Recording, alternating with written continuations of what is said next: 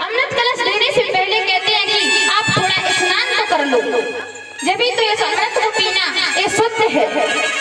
तो आए नाग अमृत के पीने से पहले सज्जनों स्नान करने के लिए जाते हैं। उतने में ही आज इंद्र आते हैं और उस अमृत कलश को उठा करके ले जाते हैं और आज मैया विंता को दासत्व भाव से छुटकारा मिल गया। लेकिन जैसे ही इंद्र देवता लेकर गए उस समय वहां पर थोड़ा सा अमृत फैल गया। आज उसी से उस जगह पर अमृत फैलाए और नाग वहां से स्नान करके आते हैं और उस जगह को चाटते हैं। सज्जनों उस जगह पर कुशा पड़ी थी, आज उसी से उस कुशा से उनकी जीभ के 2 छेद हो गए। सज्जनों आज आप नाग देवता की जीभ में देखना 2 जीभ होती है इस प्रकार से। उसी जगह से आज नागों के मुख में 2 छिद्र हैं, जीभ के 2 अलग अलग भाग हो गए हैं। उन्होंने आज उस अमृत को चाटा है और आज यही बात मंत्रा कैकई से कहती है कि हे कैकई तू इस बात को समझ, जिस प्रकार से विंता ने दासत्व भाव को स्वीकार किया है तू भी आज उस दासी भाव को स्वीकार करना पड़ेगा। तू तैयार हो जा, क्योंकि राम राजा बनेगा और कौशल्या राजमाता बनेगी और तू उसकी दासी बनेगी। भरत को बंदी गृह में डाल दिया जाएगा और तुझे कौशल्या की सेवा करना पड़ेगा। सज्जनों आज इस प्रकार से तंतु विंता की बात समाप्त हुई और क्या कैकई कहती है, आज कैकई के मन में बात भा गई और मंत्रा से कैकई क्या कह रही है, मंत्रा बात है सत्य तेरी। सज्जनों आज कैकई के मन में बात भा गई और सज्जनों माताएं अगर कोई बात को बना ले तो बहुत ही जल्दी बात बन जाती है। और सज्जनों ने तो एक बात और कहूंगी कि माताएं तो एक ऐसा चलता फिरता टेलीफोन है कि अगर किसी बात को फैलाना हो तो एक माता से कह दो और सारे नगर में सुबह पे सुन लो। अगर आज हमने एक माता जी से कहा कि माता जी मैं आपसे आज एक बात कह रही हूँ, तुम कल किसी से कहना मत, आपको मेरी सौगंध है। लेकिन नहीं सज्जनों वो क्या कहेगी कि हाँ मैं किसी से नहीं कहूंगी, लेकिन सुबह क्या अरे पानी भरने गई है तुम पर और बड़े मुंह लटका कर खड़ी है, क्या कर रहे हैं, कुछ मन नहीं लग रहा। दूसरी ने कहा बहन क्या हुआ, अरे कुछ नहीं बहन जी कोई ऐसे मेरा मन नहीं लग रहा, आज रात से पता नहीं क्या हो गया। अरे कुछ बात हो तो बता दो मुझे, मैं किसी से नहीं कहूंगी, मैं तुम्हारी हूँ, तुम्हें मुझ पर विश्वास नहीं है, मैं किसी से नहीं कहूंगी, मैं सत्य कह रही हूँ। अरे मैया अब तो मैया बात में आ गई, कहीं बेनतीन मैंने मुझसे कसम दी है तू कही हो मत मुझसे, कहीं हाँ मैया मैं ना कहूंगी, बस मेरे को बता दे क्या बात है। कहीं अरे वो ऐसी बात है कि कल हमारे वो गए थे और वहां से 10 किलो सोना चुरा लाए, अब क्या करें। सज्जनों इस प्रकार से वो सुबह तक बात सारे गांव में फैल जाती है।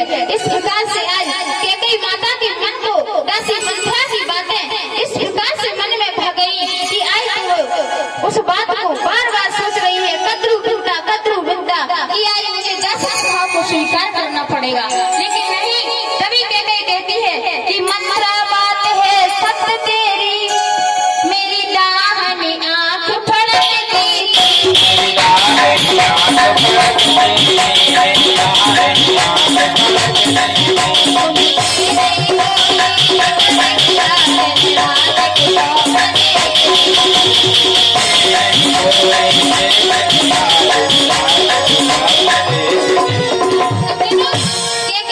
मंत्रा से कहती है दासी मेरी दाहिनी आंख फड़क रही है बहुत दिनों से, लेकिन मैं किसी से कह नहीं रही, क्या करूं।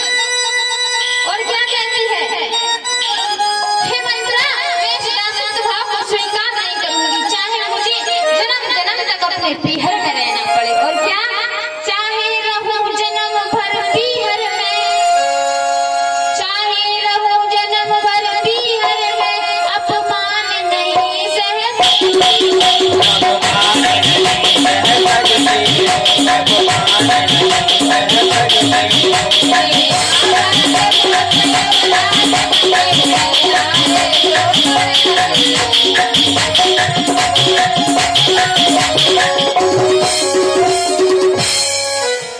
हे मंत्रा मैं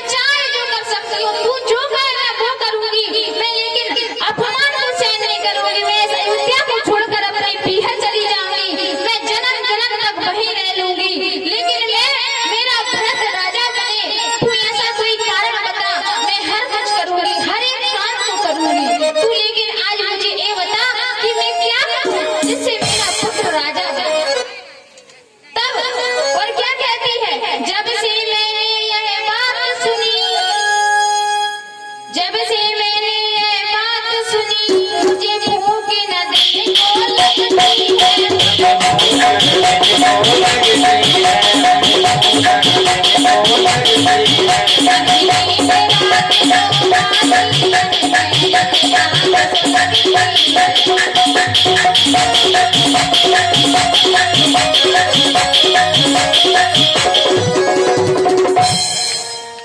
कैकेयी कहती है कि हे मंत्रा, मैंने जब से ये बात सुनी है, अभी देखिए प्रिय श्रोताओ, वही कैकेयी क्या कह रही थी कि हे कुष्टा, हे दुष्टनी, तू क्या कह रही है कि राम राजा बनेगा तो मैं क्या करूं? अभी कितनी खुश थी वही कैकेयी, और आज देखो मति पलट रही है तो क्या होता है। आज वही कैकेयी कहने लगी कि मैं बहुत दिनों से सोच रही हूँ, मेरी दाहिनी आंख फड़क रही है, जब से मैंने ये बात सुनी है तब से मुझे दिन को भी चैन नहीं है, रात की तो बात क्या, दिन को भी नींद नहीं आती।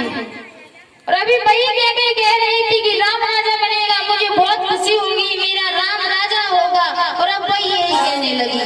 नई नींद रात को आती, तन में आग से सुलगती जाती है। सज्जनों आज बहुत दुखी है कैकेयी, और क्या कह रही है? मंत्रा कहती है कैकेयी, मैं सत्य कहती हूँ, राम राजा बन गया तो तेरा कुछ नहीं होगा। सुनता है राज रामाई बनवासु, देव लेव सब संपत हुलासु। हे कैकेयी, तू राजा से वरदान मांग ले, तुझे ध्यान होगा कि राजा ने तुझे 2 वरदान दिए थे। सज्जनों आज इस प्रकार से मंत्रा ने कुचक्र को रच करके कैकेयी को समझाया, और क्या कहती है? कैकेयी से कहती है मंत्रा की, है कैकेयी, कहना 2 वचन मांगती हूँ। हे रानी, राजा दशरथ से कहना कि मैं आपसे 2 वचन मांगती हूँ। क्या वचन मांगती हूँ? कहना 2 वचन मांगती हूँ, राजा